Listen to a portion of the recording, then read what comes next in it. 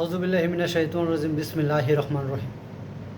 আমার দেশপ্রেমিক ভাই ও বোনেরা, বাংলাদেশের দেশপ্রেমিক ভাই ও বোনেরা সকলে আমার সালাম গ্রহণ করবেন। আসসালামু আলাইকুম ওয়া রাহমাতুল্লাহি ওয়া বারাকাতুহু। আমি খুব আনন্দের সহিত ভারতীয় দালাল যারা আছে বাংলাদেশে এবং ভারতের সরকারে যারা আছে, বিশেষ করে ভারতের সরকারকে যারা বাংলাদেশে বন্যার জন্য পানি ছেড়ে দিয়েছেন, তাদেরকে আমি আন্তরিকভাবে ধন্যবাদ জানাই। তোরা দেখ, দেশপ্রেমিক বাংলাদেশি ভাই ও বোনেরা বাংলাদেশিদের বিপদে, এই মহা বিপদে, তোদের সৃষ্টি করা বিপদে সকল বাংলাদেশি ভাই বোনেরা, মা বাবারা একত্রিত হয়ে গেছে। কত স্বতঃস্ফূর্তভাবে তারা যে এই বন্যা দুর্গতদের জন্য সাহায্যের জন্য এগিয়ে এসেছে। আমি দেখলাম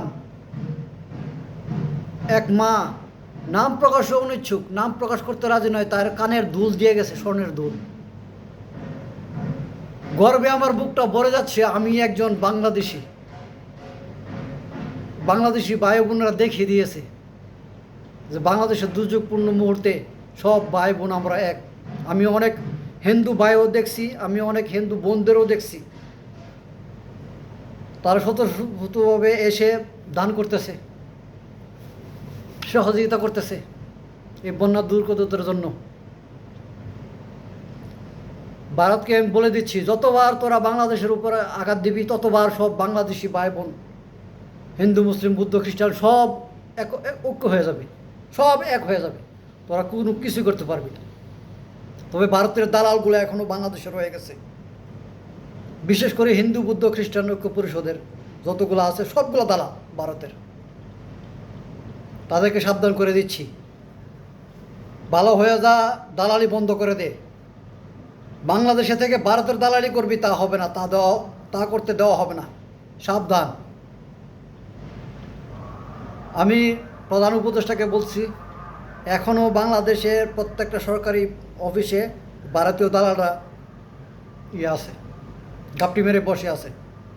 গতকাল সাংবাদিক কনক সরোয়ার ভাই এয়ারপোর্টের ইমিগ্রেশনের যে ওসি, ওনাকে ইনফরমেশন দিচ্ছে ফোন করে যে ভাইয়া, একজন প্রশাসনিক কর্মকর্তা, একজন পুলিশের বড় কর্মকর্তা 4টার ফ্লাইটে, যে কোনো ফ্লাইটে পালিয়ে যাচ্ছে, আপনি দয়া করে একটু চেক করেন।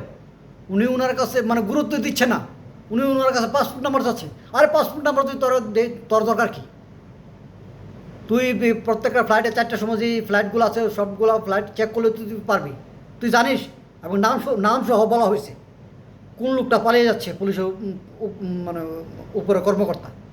তারপর সে গুরুত্ব বলে পাসপোর্ট নাম্বার দেন। এই দালালকে খুব দ্রুত এখান থেকে বরখাস্ত করতে হবে। এই ইমিগ্রেশন ওসি যে আছে, তাকে খুবই দ্রুত তার এই পদ থেকে বরখাস্ত করতে হবে।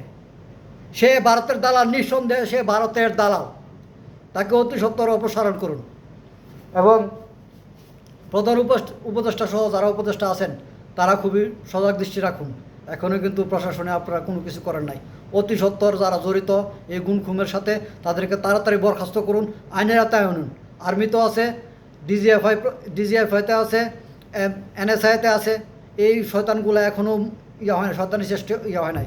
গতকাল যে আনসার বিদ্রোহ করছে, তার পিছনে শেখ হাসিনা দায়ী। শেখ হাসিনা কলকাতা নার্সে, এবং এর ভিতরে ছাত্রলীগ, যুবলীগ এই আনসারের পোশাক পরে তাদেরকে করছে, এই বিদ্রোহে যোগ দিছে।